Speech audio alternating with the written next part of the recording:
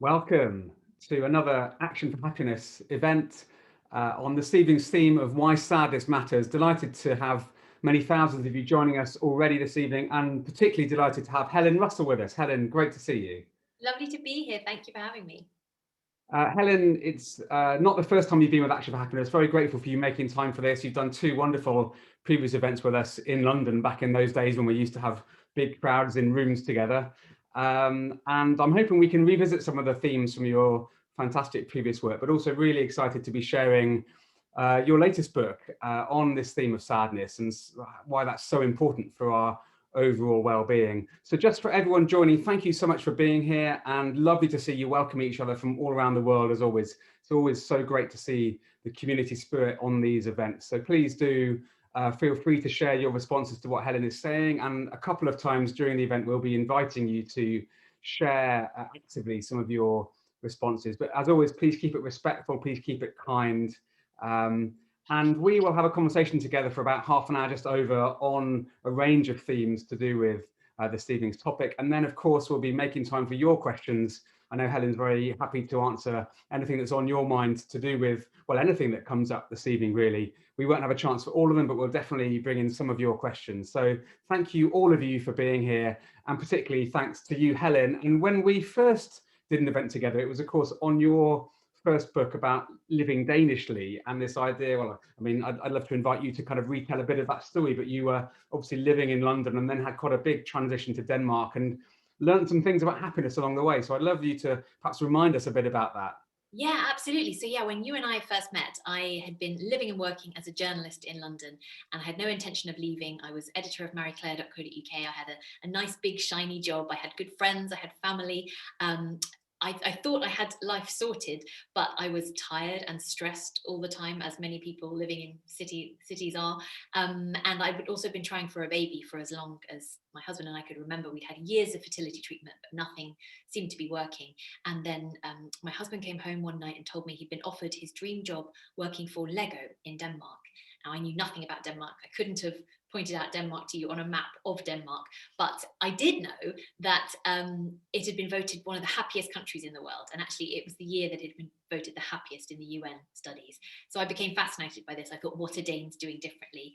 And on a whim, and there was maybe wine involved, I decided that I would give it a go. I told my husband I would resign from my job and go freelance and give it a year to try and uncover the secrets to Danish happiness and look at what Danes did differently. So that really became my first project and my first foray out of mainstream magazine journalism into researching into happiness. And I discovered that, yeah, there are some key things that Denmark is doing differently. As many of you will be familiar with by now, it's not just Nordic Noir and Lego, but also the trust levels are so high. There's the great statistic that 79% of Danes trust most people. And I think that makes a huge difference. You have the headspace to be happy if you trust the people around you. And I don't know about you, but I grew up with the full force of the stranger danger campaign. Did you? We were taught to trust less in schools, and trust has fallen, I think, from 60% to 30% in the US and the UK in recent years. But in Denmark, it's always been high. There's this trust that Danes will do as they're told, they'll do as the government asks them, that everyone will pay their fair share of taxes, that things will get shared about more equally. So yeah, that was a real learning. And then I guess the other things to do with happiness in Denmark are the work-life balance. Famously, it's pretty good. They work on average 33 hours a week, which is far less than I was used to. And it means that people have time for family and friends and all of the things that we know make us feel better, and for leisure and hobbies and things. And then I think another thing is sort of their approach to money, because if you are not working so many hours and you are paying such high tax anyway, then money can't be your motivator. Nobody comes to Scandinavia to get rich because you're giving about half of it away anyway. So I think that was a real shift coming from London to a less consumerist culture. It's by no means perfect. There's plenty wrong with it, as there is everywhere, but it was a really different approach to money and valuing experiences rather than stuff, which again, now we know is so important for happiness. So yeah, that was the beginning of my happiness journey. Thank you. That's a really lovely summary, and I think you've encapsulated a huge amount of the the really important happiness research in just a few moments there. And I think that sense of togetherness, which I think we know within Action for Happiness, and I think the research is now showing is so important, is something that the Northern Europeans particularly have got a greater sense of. It's partly trust, but it's also partly just making time, as you say, for the social connection, the sense of community and contribution. And although it's untrue to say money doesn't matter for happiness, because of course people who lack life's basic needs, it's incredibly hard to be happy. So we shouldn't be sort of too glossy-eyed about this. But actually, once sort of the basic needs are met, so many other things, like you've just said, matter so much more for our well-being. And in my kids' case, being offered a job to work at Lego would be their dream happiness. So I'm delighted to hear your family had a chance to do that. And then, of course, you moved on to look, I guess, more around the world about some of the other learnings from happiness, not just from the Danes, but elsewhere. So where did that take you? Yeah, so I was in the very happy position of being in Denmark and things sort of starting to feel normal. And as a girl raised in like Margaret Thatcher's Britain in the 1980s, it was a big culture shock and took a lot of time to get my head around it. But I was documenting these things, and I wrote the Year of Living Danishly, and it sold all around the world because I think there was a lot of interest in the Danish way of life, and there was a real yearning, as there has been for many years now, of this idea that there must be another way, that the kind of the daily grind is not helping any of us, and there must be another way. So it was published all over the world, and I started to hear from readers all over the world who wanted to share their own country's unique happiness concepts. And that's fascinating. You know, as a journalist, as a researcher, that's all of my nosy boxes ticked. And so I started to hear from people in really far-flung places telling me what different unique cultural concepts matter where they're from, and starting putting these together and looking at cultures that are more individualistic as well as those that are more kind of collective and more communal. And so that became the Atlas of Happiness, which is a book looking at not exhaustive by any means, but 30 different countries around the world, and looking at what the good life means for the people from those countries. And that was fascinating, because then I, went beyond the kind of Northern European idea of happiness and really looked at what different cultures think and what they want to be a good life. And I think one of the ones that really stood out for me was in Brazil, where strangely in Brazil there was a big interest in the Danish way of life. So I'd always had this sort of relationship with readers in Brazil and spoken to them a lot. But in Brazil, there's this concept saudade in Portuguese, which is sort of the bliss in melancholy and that sort of bittersweet pleasure in almost the loss of happiness. And that sort of sent me down a rabbit hole. I became fascinated by this idea that there was a nuance and there was an ambiguity to it, but it was still pleasure, it was still happiness, and it was almost loving anything enough to miss it when it's gone.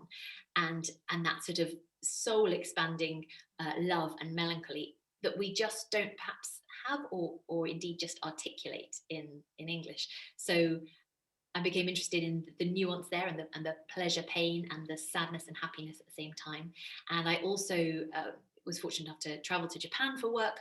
I've been a few times, and the idea of wabi-sabi and kintsugi. So wabi-sabi, for anyone who's not familiar, I'm sure many of your followers will know, but it's this idea of the beauty of imperfection and the transience of, especially in nature. You watch a plant grow, and it goes from being a seed to being a bud, and then opens up perhaps into a flower, and then the petals fall, and that's okay, that's life, that's part of its journey. And the new is not always the thing that's prioritized. There is a beauty in aging and the decay, and sort of there is a wisdom and value in something having had a life.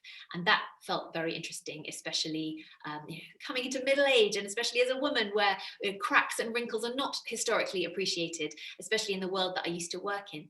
And there's also, of course, kintsugi, this lovely idea of mending broken ceramics with metallic lacquer, so that the cracks, instead of being concealed, are highlighted in pure gold. And it is valued because of the imperfection, not in spite of it. So that sort of opened my brain up to really another way of viewing happiness. And indeed, in Japan, researchers and psychologists I've spoken to described this, because the emphasis isn't on a very extroverted, perfect, glossy, shiny idea of happiness in a way that perhaps it is a little more in the UK and the US. There is an idea that melancholy is okay. It's okay to feel more than one emotion at the same time, and that sadness and happiness can come together a bit more. So I began to realize, I guess, that many of us had been sold a very narrow definition of happiness. And as you say, back when we could travel the world and meet people face to face, which I miss so much, I miss faces so much, I would talk about my work and I would talk about this. And I became struck that afterwards, and many of the people would come up to me and I loved to chat afterwards, would then ask, well, how can I be happy? And often this was at points in their life when they had just experienced huge challenges. I had someone asking how they can be happy when they just lost a loved one, or been made redundant, or lost their home, or had caring responsibilities that felt overwhelming, that they weren't being supported in. And this idea that we still have been taught to expect happiness, even in times in our life when that is incredibly challenging, if not impossible, felt a real problem, because we have almost become phobic of sadness, I think, in the UK and the US, and this is really, yeah, the problem. So that was the beginning of the next big project. Yeah, so the book's obviously called How to Be Sad, and this event's called Why Sadness Matters, which at one level people might think, well, why is a happiness promoting charity and movement like Action for Happiness focusing on the exact opposite? But I think it's for exactly that reason that you've just touched on, which is when you think of happiness in a more authentic and rounded sense of like a life well lived, how to be happy overall in spite of all life's challenges, then in fact we learn that instead of pushing away difficult emotions and experiences, actually all emotions have something to teach us. I mean, I believe passionately that children should be, well, in fact, all of us should give the chance to learn that all emotions are okay, and that we can, that when we feel anger, it's a sign that we've been wronged, and when we feel, sadness, it's a sign of that we're experiencing loss in some way. So I really welcome your focus on this, and the fact you've linked it to sort of almost being how to be sad better in order to kind of cope and thrive, but also just to let it be what it is, actually, instead of running away from it. So I'd love to hear a bit more about what your messages are from this great new book. Maybe how would you like to frame this for us? Well, I think, yeah, as you say, it's this idea that we have to accept all of our emotional range. We can't shut down a part of us, because only that will not help us at all. So I guess the first thing is that sadness is normal. It's inevitable. We will all experience it at some time. To very clearly differentiate between depression, which is a chronic illness that needs help, and having experienced that, also I'm very clear that sadness is a temporary emotion that we feel on occasion when we experience loss. But sadness can be awakening. So it's normal. Sadness happens to all of us. And in fact, the cost of not sitting with that sadness, or not accepting it, or trying to push it away, or be busy, it is really high. We are more likely to feel that sadness tipping into something else if we do not sit with it. And actually, studies as far back as the 1980s show that suppressing so-called negative thoughts doesn't work and only exacerbates them. So the cost of not allowing ourselves to be to be sad is really high. And also there are some good things about being sad too. So as you say, our emotions are a message. They can tell us what is wrong and what to do about it, but we have to listen. And sadness can be awakening in this way. It can make us stop in our tracks and look around us and think, okay, something perhaps needs to change. I have experienced a loss. And researchers from the University of New South Wales have found that actually temporary sadness can counterintuitively make us happier. So we are more generous, we are more clear-eyed, we have greater attention to detail, we are less likely to fall prey to either the halo effect, where we think the beautiful and wealthy often can do no wrong, or the fundamental attribution error, where we think that people mean the worst, or we become quite defensive. So we are just we are more clear-sighted, and we are almost more ourselves, I think, when we are sad. And it gives us this great connection to our fellow humankind, if we let it. And if we don't, then we really miss out on that connection, because it is, it can often be a call for help. And if we are not able to express that, then we miss an opportunity to connect. And I think, after this last year, we all appreciate how important these connections are. So I think that was my first standing point, is just to redefine what sadness is and how important it is as part of our emotional repertoire. And yeah, you're right. I absolutely do believe now that we need sadness to live a more fulfilled, complete life, and ultimately to be happier. So I think it's a really important part of that jigsaw. So I think that's a lovely invitation, actually, to sort of lead into this a little bit as a connected community right now, because as you say so eloquently, this is normal. We all feel sad at times. There's been a lot of suffering, going on for various reasons around the world recently. And of course, even aside from global and wider community issues, all of us have little sadnesses and big sadnesses on a regular basis in our personal lives. So, in that spirit of sort of openness and vulnerability, but only, of course, if people involved here feel comfortable to do so. But I'd love us to invite the community to perhaps share something that's been a recent source of sadness for them in whatever way feels appropriate on the chat. How would you like to sort of frame that invitation to people to respond to right now, Helen? I think if it's okay with you, I think I would share. I'd like to share myself. I think that is often a helpful way to, Mm. that's what I hope as well with the story, that there is universality in the specifics, and that we won't all have experienced the same things, but we have all experienced loss. So part of the journey of writing this book for me was my sister dying when I was little, and it was at a time when that sort of thing was not talked about. And she died of sudden infant death syndrome. My parents split up soon after. I don't have a relationship with my father. There had been a lot of losses, so-called kind of living losses, as the fantastic Julia Samuel calls it. But this idea that I had experienced these losses and these sadnesses, but it was in no way, there was no space for me to talk about this or for anyone to talk to me about it. And so growing up with this idea of I must be happy, I must be cheerful, I must be the good girl, has taken a lot of work to unravel.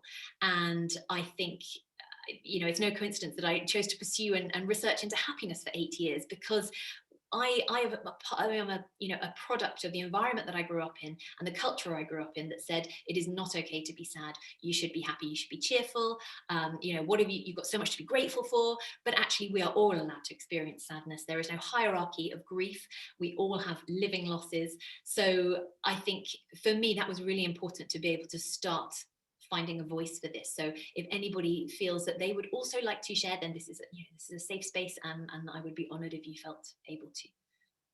Thank you for sharing that, Helen. That's really powerful to hear a personal story, and I can already see lots of people sharing their own sadness. And if you feel able to, please do. But people talking about loss of loved ones, cancer diagnosis, climate grief, um, chronic pain, losing sister, mother, different family members, loss of hugs and physical connection in the pandemic, retirement, being alone, losing friends, splitting up with partners, feeling bullied, not being able to see loved ones,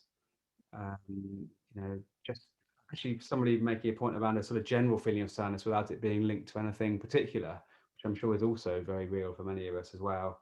Feeling that I'm alone, being worried about this new normal, feeling sort of sad about an abusive situation, miscarriage, loneliness. Gosh, so I mean, I'm really finding it very powerful and moving just to read these out and to, I guess, get a little bit of that sense that you just talked about, Helen, which is that this sense of this being a universal human experience. I mean, within just a few things I've read out then, and many hundreds more that are flying past right now on the chat, there's a real sense that this is something that lots of people are dealing with right now and perhaps all the time.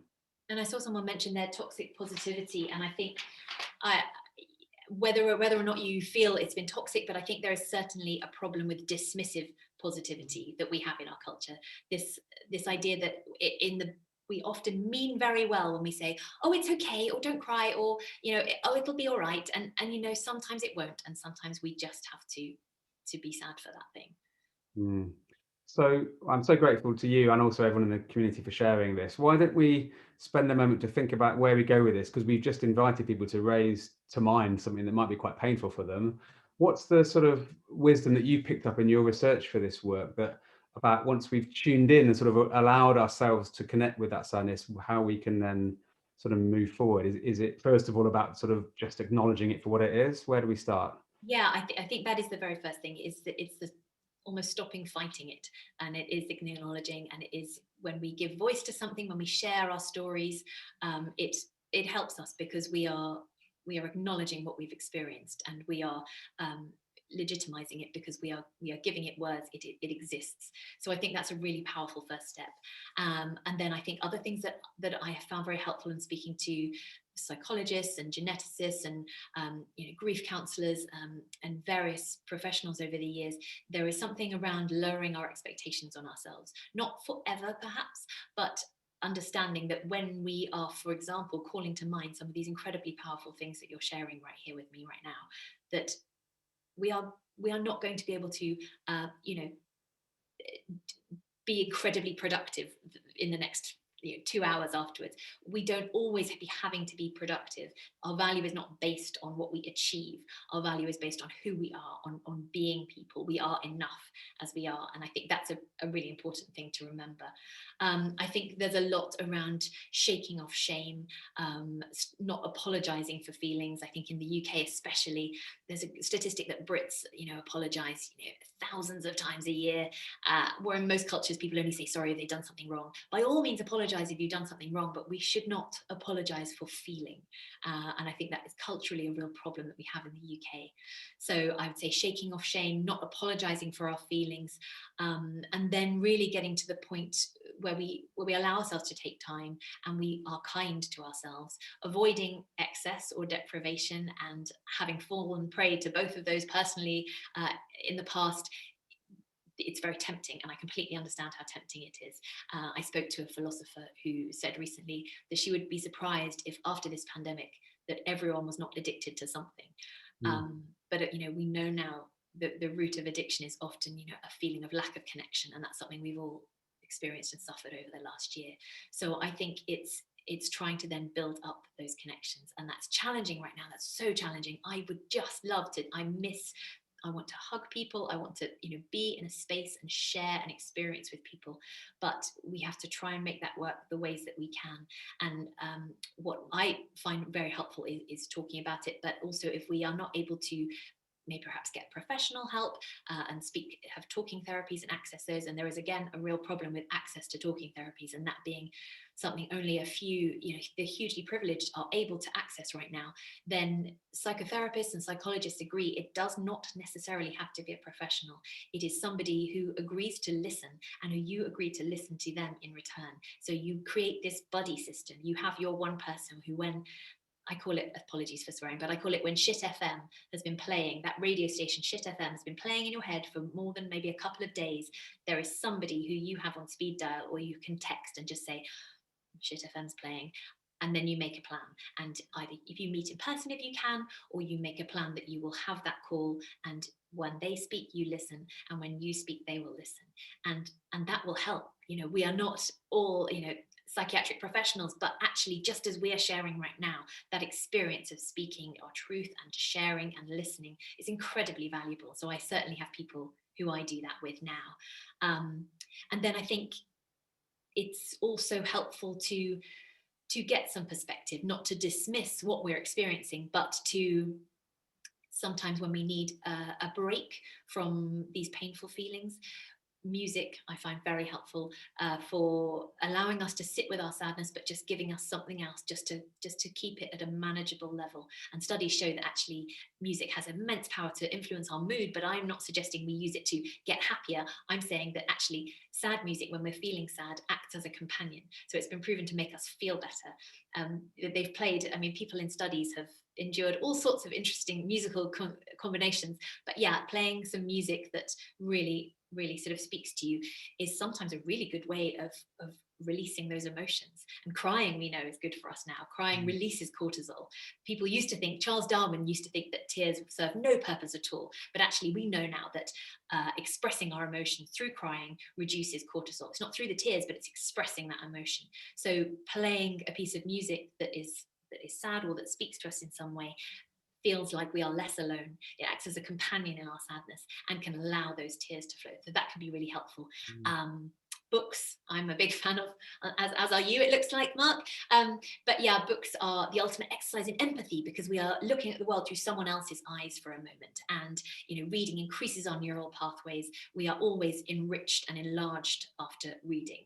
Not necessarily happier, but we will feel somehow more grounded in the sort of universality of human experience, and we'll see how other people have been through things that are similar to us, which will be incredibly touching.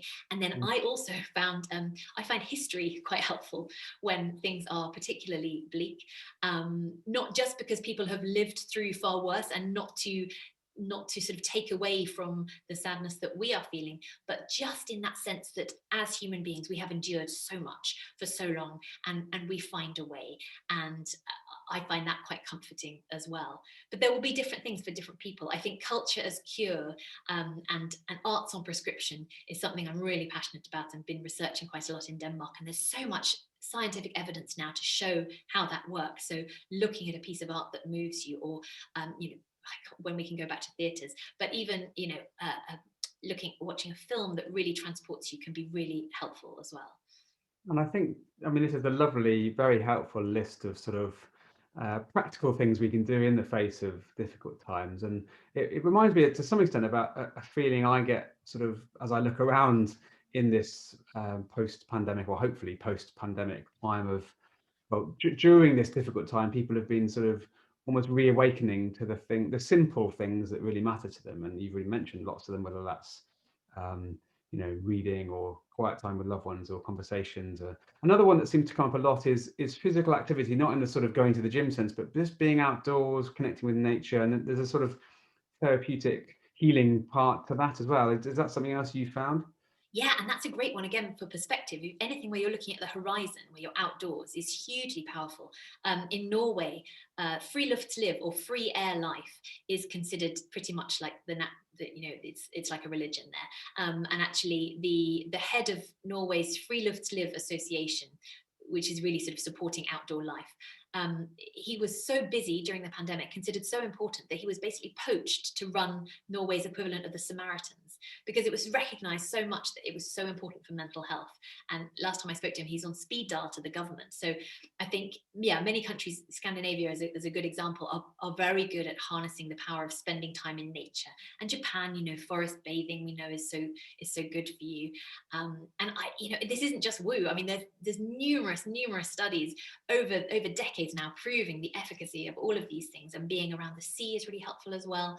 And yeah, as you say, getting active. So for How to Be Sad, I spoke with Dr. Brendan Stubbs, who's sort of the leading expert in mood and movement. And he shared fascinatingly that it's not just that exercise makes us happier, but that not exercising actively makes us sadder. So if we are sedentary, if we are not moving for even just a couple of days, and certainly by a week, then we will start to feel worse. And we can reduce our risk of normal, in inverted commas, sadness tipping into depression. We can reduce that risk by about 30% just by keeping active. And he's not asking us to do even the 10,000 steps a day. He's saying, it's 20 minutes walking every day, which just feels manageable. And I certainly know when I have been in the depths of sadness or suffering from depression, that actually walking is a really good one, because it feels so accessible. All you have to do is open the door and you can go. And there are so many great thinkers who have eulogized about the power of walking. I'm a big fan of Kierkegaard, the Danish gloom king philosopher, but he would say that he has walked himself to some of his best ideas, and that no problem felt as bad after he had walked. And so I'm not saying that it will make everything better, but things are seldom worse after a walk. So yeah, physical activity. And as you say, it doesn't have to be pumping iron at the gym, which, I mean, I still can't, the gyms are still shut where I am, but the idea that we're just doing something is really powerful.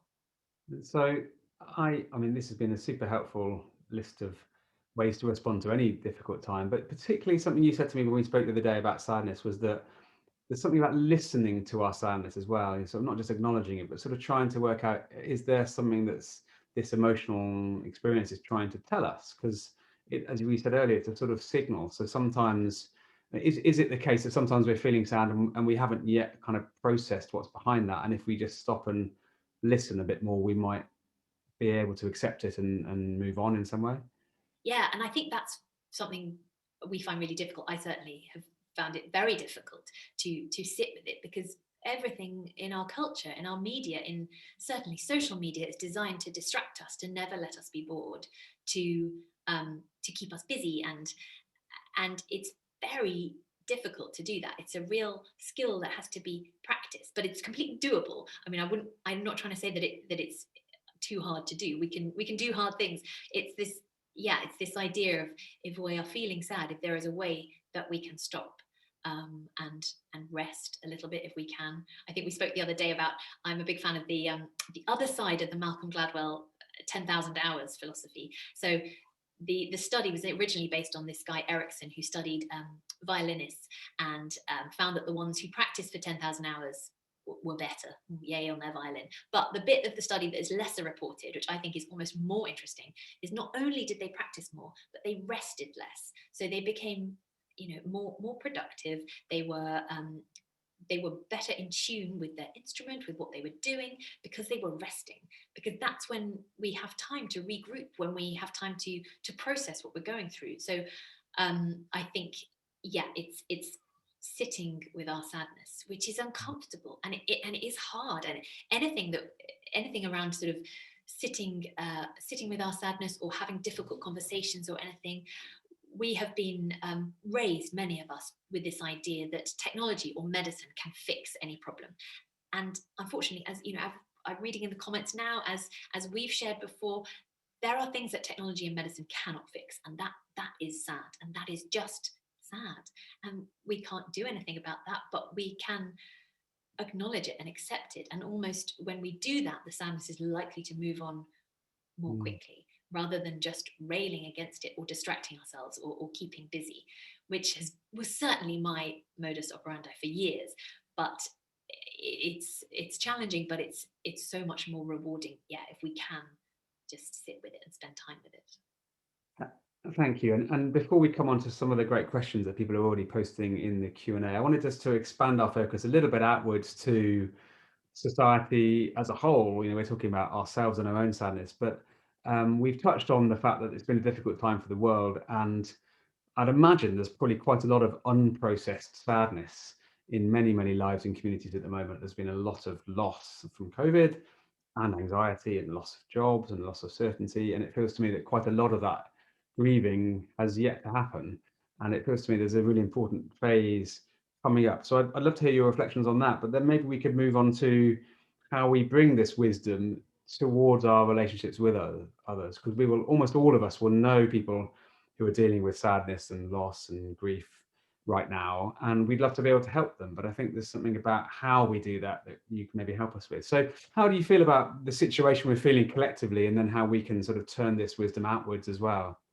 Yeah, I think that's a really good point. I think it's a very interesting point in history, because many people are understandably racing back out into the world, and there are these green shoots of hope, and I'm seeing this sort of enforced positivity, this narrative creeping in again, and this idea that we must just go and be busy again. And this doesn't feel massively helpful. I think we have had this time, and we have experienced losses, and we need to grieve them, as you say, but we also need to think about what we want the next phase of our life to look like. Many of us have experienced, personal, financial, huge losses, and there's a lot to think about. So I think we should be mindful of when and how we go back out into the world. We should make sure that we have these support systems, that we are getting time outdoors, we are moving our bodies, we have this support system, we have these buddies that we can check in with.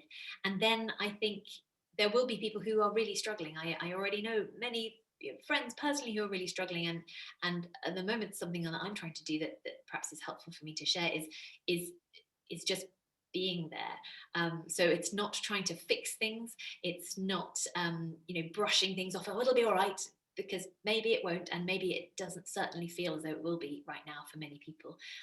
So I like to text people with a like checking in, and like, no need to reply, and just that I'm thinking of you.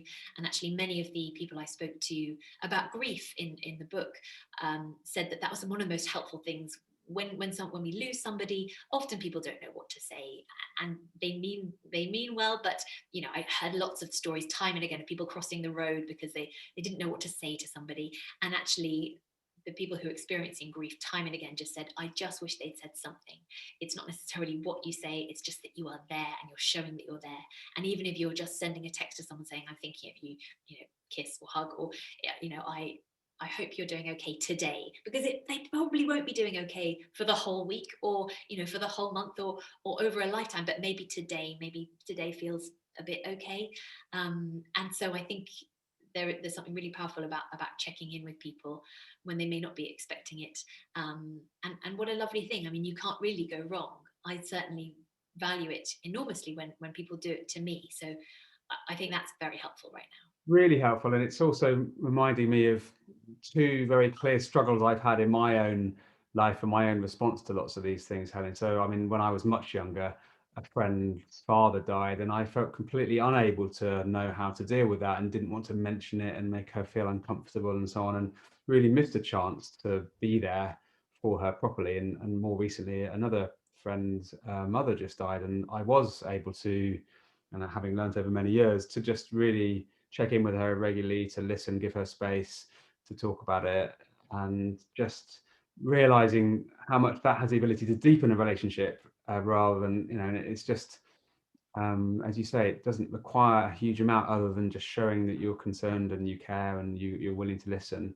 But on the listening point, I also was for many years doing something that I think, I don't want to generalize too much, but is quite a classic British male trait, but like trying to fix, when somebody said something was wrong, I'd be like, oh, what you want to do is, and come out with solutions. And actually, people don't want to be fixed, people want to be heard.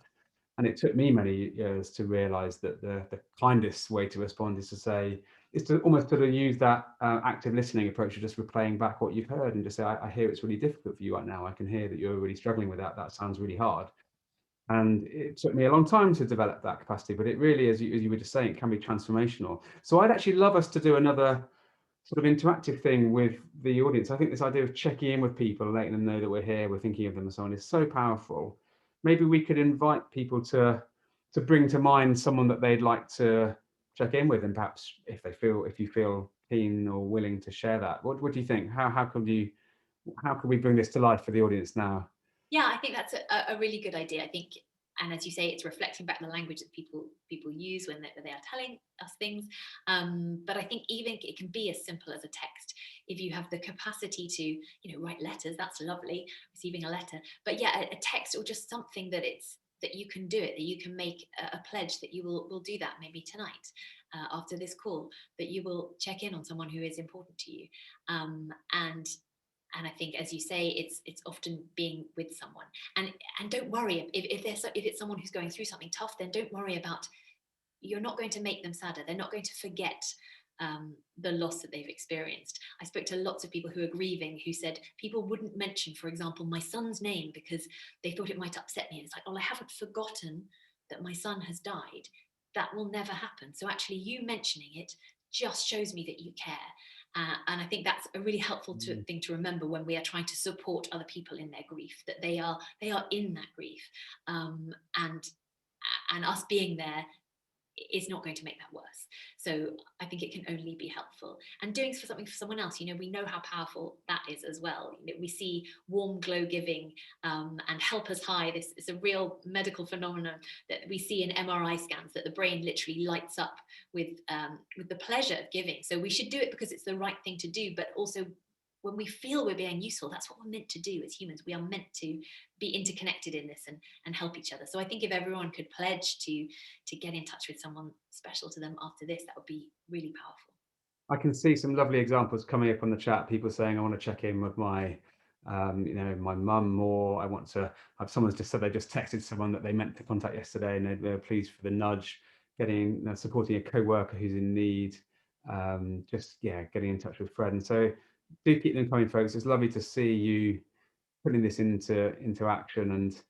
And when we go away from this talk later on today, let's try and remember to reach out. I find it really helpful as a to-do list person to actually add some what I call to-be list actions, not just about the doing, but the being, and therefore things like check in with a friend and see how someone you care about is doing is as important on the list as go to meeting or anything else. And that's been really powerful for me to actually prioritize that checking in. Um, So Thank you for for guiding us through that. I think that's so powerful. I'd love to come to some of the questions we've had, Helen, because there's lots of great stuff here.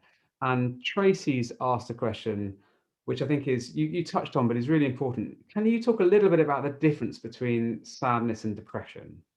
Yeah. So depression is a chronic illness that usually requires medical help, and sadness is a normal temporary emotion that we feel when we've lost something. But I would add that even every expert I've spoken to on this over the last 8 years agrees that this is as hard as it gets and that nobody knows stuff for sure. So I spoke to geneticists, psychologists, psychotherapists, neuroscientists, and they all agree that the brain is understandably the most complex thing that we have, and that people don't know things for sure, which is not always what we want to hear when we are the people in the doctor's waiting room.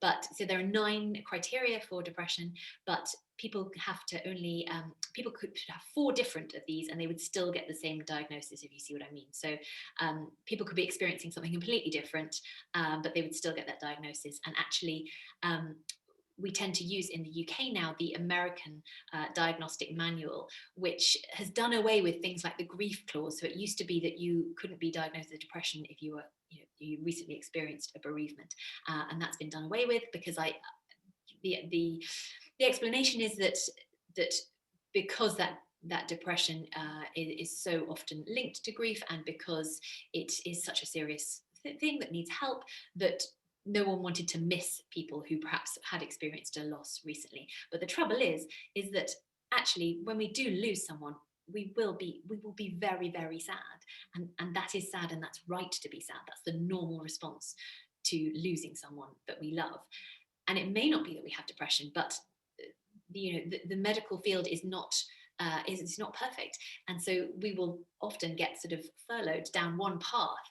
So I think there are no right or wrong answers, and personally I can share that I have tried drugs, I've tried therapy, some things have worked for me more than others, and I would absolutely not want to discourage anyone doing one thing or another to stop doing it. But I was quite moved during my research by speaking to Dr. Lucy Johnson, who says the question we should be asking is not what's wrong with you, but what has happened to you. Because as we are learning tonight, we have all experienced stuff, we've all experienced losses, and perhaps our response is very sensible. Perhaps our response to these losses is completely normal, but there isn't always the capacity in a very overstretched health service in the UK, for example, to offer us, for example, talking therapies, which again we said that there isn't access for as many people who would like them. There's something called the depression Grand Challenge, which you might like to look into. That they're trying to find a way to offer therapeutic services to more people, and trying to see what we can do online. So there are plans to try and help and try and do something about this. But at the moment, it's messy and there's grey areas, and we don't like grey areas. But yeah, it's not exact and it's not perfect by any means. So I really love that point there, the quote you gave about rather than asking what's wrong with you, asking what's happened to you. I think that's really, really wise. And it sort of links to another question from Marie here, who's asked, do you have any idea what the sort of average time frame is for a bout of deep sadness to pass? So after you've lost a loved one or at the end of a relationship, something that, as you say, is an experience that it's completely natural to feel sad about. How does time play a role in moving on in that sadness? well, sadly, yeah, there is no time frame on grief, and that is a real shame. And I spoke to many people hoping that they would say yes, there is. I think especially when we're talking grief as in bereavement, there is no time frame, and things can be triggered. Often when people lose a loved one, they are given perhaps lots of support in the first year, and then perhaps on anniversaries after that. But it's the day to day that perhaps the thought for that person might fall off. So there isn't a time frame, but certainly all the research shows that if we if we manage to work with that sadness, if we sit with it, it's likely to move on more quickly. I've spoken to other people, I also do a podcast on how to be sad, and I've spoken to lots of people who've had relationship breakdowns, for example, in recent months, and they were interestingly able to put more specific timeframes on things, and saying, okay, a time when I won't wake up crying every day, 3 months, a time when I will look back and think this is okay, 1 year. And so that's really interesting, but that is not scientific at all. That is purely the testimonies of the people I've been speaking to. So, but I think, yeah, there is no time frame on grief, sadly. Thank you. I think that makes a lot of sense. But relatedly, Alison has said, when we do make that time to allow sadness in, how do we then bridge back to happiness again? So, is there a risk perhaps that if we're sort of stopping to listen to our sadness and spend time with it, we might get a little bit stuck in a melancholic, unhelpful sort of frame of mind? And if so, or how can we bridge back? Yeah, that's a really good question. So I think there are the two things. There's the allowing the sadness in, and there's the sitting with it, and then there's also finding a way to keep going, because many of us will have to keep going we have responsibilities, and also wanting to get back to a state where we are able to experience joy again, experiencing those pockets of happiness, and that's where things like exercise can be really helpful, and even if it is just walking, or Julia Samuel, who I know you have on soon, she loves kickboxing. So when she's had a really hard session with a client, she will kickboxing will just get the endorphins going again. So and of course you'll have experienced times when you're really sad and it feels like actually you have sat with it for long enough, and you're just in it.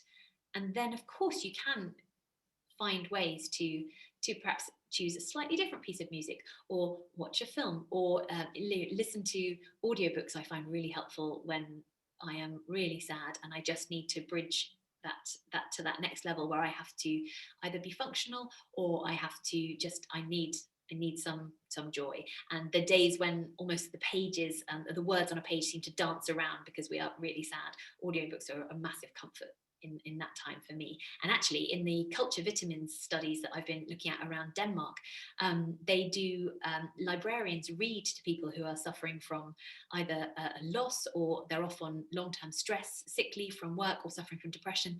Librarians read to them, and there's something so comforting about being read to, because many of us won't have experienced that since childhood. So I think audiobooks is a really good way to access that sort of real nurturing feeling. Helps me. Very good. Harjeet has asked, well, first of all, said thank you for a really interesting discussion, and asked, may I ask the best way to respond to children when they're sad? I certainly, as a father of 3, would love to hear your thoughts on that. Yes, so I will also share that after the years of fertility treatment, I do now have children. I'm very grateful to them, and I'm very hard trying not to make the same mistakes, which we're all trying to do, aren't we? And so yes, with children, that's such an important thing to bear in mind, because this is where we start. This is where we start to make it better for the next generations. And yeah, so when a child falls over, it's not like, up again, you're fine, no crying. It's saying, oh, that must have really hurt. I can see the blood on your knee, that really hurt, I'm so sorry about that. And it's acknowledging, because lots of children, when they hate, they were told it was only dislike, or when they were really upset, they were told, oh, just to get over it. So we have to allow them to have these emotions, all of them, because if we shut them down in any of these, then they're going to experience a feeling of shame or guilt, or feel like it's not worth them expressing their emotions. And especially going through, in Denmark, they don't call them toddler tantrums, they call them the boundary years, which I really like, this idea of sort of pushing and finding out where I am in the world, and where my space ends and yours begins, and teaching kind of our emotions and helping to label them, I think, is really valuable there. And I think if we can do that with children, then we will stop the next generation being so likely to fall prey to the old idea of when men are sad, they pick out anger as their emotion from the shelf, or when women are angry, they pick out sadness as their emotion from the shelf, or frustration. There's a great thing, I spoke to the tear professor from the Netherlands, Dr. Ad Vingerhoots, and he has found that men and women do cry slightly different amounts, because more women cry out of frustration, because they're feeling powerless, because they've had their anger sort of suppressed by culture for so long. So I think the next generation, yeah, for children, it's teaching girls that they're allowed their anger, that boys that they're allowed their sad, that everybody, when they are sad, is allowed to cry, and helping to label those feelings and saying, yeah, you look really sad right now. That must really be tough for you. So yeah, that's really important. I I'm quite love that. passionate about that. No, labeling feelings is really, really helpful, and just making space to sort of hear what's being felt, rather than trying to move on without acknowledging it. These next two questions, and then we're sort of running out of time, but I think it's really important. They're sort of almost at opposite ends of the sadness spectrum. So first of all, Deirdre's asking, I'd be interested to hear more about day-to-day sadness, when you're just finding life a bit overwhelming at times, how to move through that, as opposed to I've lost a loved one, I'm just feeling a bit sad today. Yeah, there's a great piece in the New York Times about languishing, which many of you may have seen. This idea that something that we're all experiencing right now is a sort of a sense of sort of just a sort of low level sadness and sapping of energy. But I think that also is a message, because it's telling us we have been missing something that we need to survive and thrive as humans for the last year. So I think it's still really important, and I think we still have to be looking for the ways to get those pockets of joy within amongst that sadness. And it may be that we are in this for longer than we would hope for, and longer than perhaps the government are currently hoping and suggesting. But if we can find a way to listen to what that message is, then we can work out how to make changes in our life moving forward, and what building blocks to put into place so that we make sure that we are building a life for ourselves that will make us feel better, if Mm. that makes sense. So for And me, it's for almost like example, I'm trying to find desperately, I want to do something with my hands, I want to do a pottery class, I want to dance, I want to just be around people. And as soon as I can do that, I will, because I've sat with that and thought that's what I'm lacking, that connection. Mm. Sorry, I interrupted you there. I was just going to say, it feels like it's something to do with holding almost what feels at first have a slightly contradictory sense of happiness and sadness, almost occurring alongside each other within the same day, within the same hour, within the same conversation. Almost that there were moments of like that made me feel good, and that's left me feeling sad, and actually that's part of the human condition, and navigating that is our purpose and meaning, really. Yeah, and in East Asian culture, it's completely accepted that you can feel happy and sad at the same time. It's only really kind of Northern Europe, Northern America, this idea that it's binary, that you're either happy or sad. That's not necessarily the case. So from Deirdre's question, sort of the everyday experience, to something more the extreme end. So Carolyn has said, what about the bad times? Do you have any sort of quick fix tip or favorite tips that can be employed at a really bad time, especially if your buddy isn't picking up the phone and despair is kicking in? Yeah, then of course, you seek help. There's the Samaritans. I've included lots of links in my book because I really wanted it to feel that the people weren't feeling alone. There's breathing you can do. You can do the box breathing of the in for 4, hold for 4, out for 4, rest for 4. I think it's also really powerful to, if you are able to reach out, then reach out. And if you are finding yourself on your own for a bit, then I would say that a book, if you can, or a film, if you can, or walking, if you can, is a way to just take that edge off, and just not push away the sadness, but you're with it, but you're also doing something that is making you less likely to go down that downward spiral. So speaking to neuroscientists a lot about downward spirals, I became very interested in, but the idea, yeah, if we don't move, if we're not eating things that our body likes to eat, and actually I've written quite a lot about sugar in there, much to my chagrin. I'm a big sugar addict, but sugar does not help, and too much caffeine does not help. If I have more than 2 coffees, I worry that everyone hates me. So it's a bit boring, but those things like looking after ourselves that may feel like, oh, they're so little, they can't possibly matter, but they really do matter, especially when we're at our lowest ebb. So I would say those things. Really good advice. Thank you. Um, Anne's asked a question which I think is so interesting and important, and links back to one of my favorite sort of queries about this question of what really matters, and how we can reflect on stuff that really matters to us. She has said, can sadness help us make better decisions of what's right for us or what we really want? Or is it actually a bad time to make decisions when we're sad? I think it's quite a good time to make decisions because we are more clear-eyed, because we're not falling prey to the halo effect or the fundamental attribution error. Um, we are feeling quite generous about people. We are more likely to have good attention to detail. We'll all have experienced those times when we're maybe in that sort of very high octane state, when you miss things or your attention to detail just isn't there. And sadness is like almost the flip side of that. It's when you think, okay, I am still, this is what I want, this is what I need to do to get there. I think it's quite a good time to make decisions. Interesting, thank you. Very helpful. And then I wanted to bring in, there's been a few questions on this, but at least one that's a bit more global and societal in focus. And Kate's asked a question that's certainly been on my mind as someone who used to work in the world of climate and sustainability. How do we live with the existential grief that's quite a reasonable response to the climate and ecological emergency? And she goes on, but I think that's enough. She sort of says, how can we sit with that? Yeah, that is a really hard one. I took my son to an ecological museum today, and it's very easy to sort of look at ocean plastics and just sort of think, oh, yeah. I think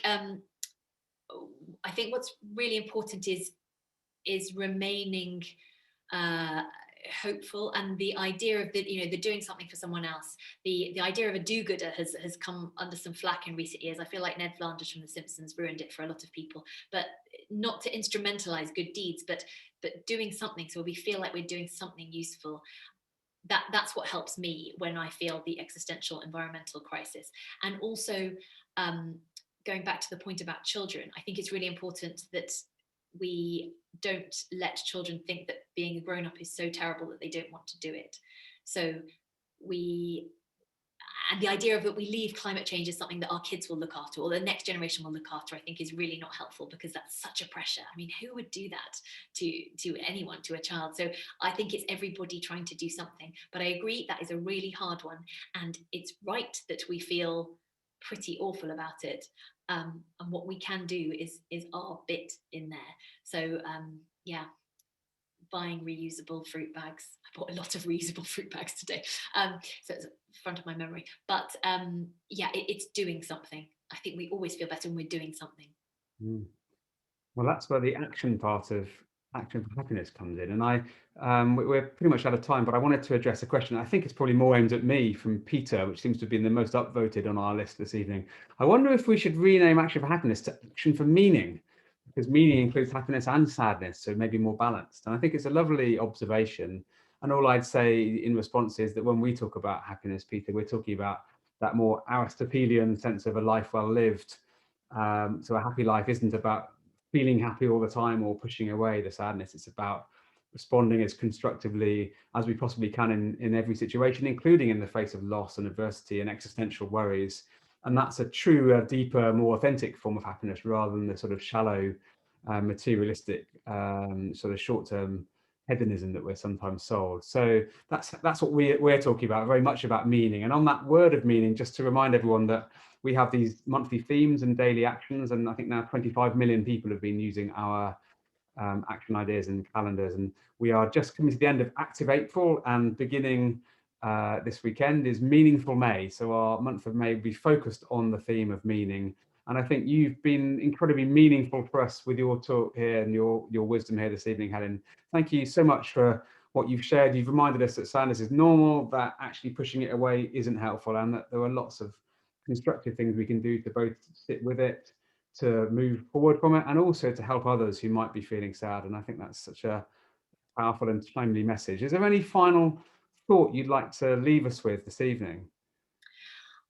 I think going by the idea of Aristotle's like a meaningful life, that we can all live a more meaningful life by learning to be sad better, because experiencing temporary sadness can counterintuitively make us happier, and just that the old idea that what we don't talk about can't hurt us, we need to get rid of that.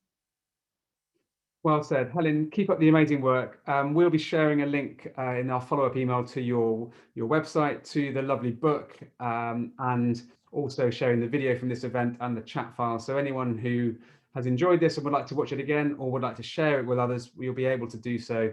We're so grateful, especially to you, Helen, for being here, and thank you everyone for being part of this evening. See you soon, Helen, and thank you. Thank you so much.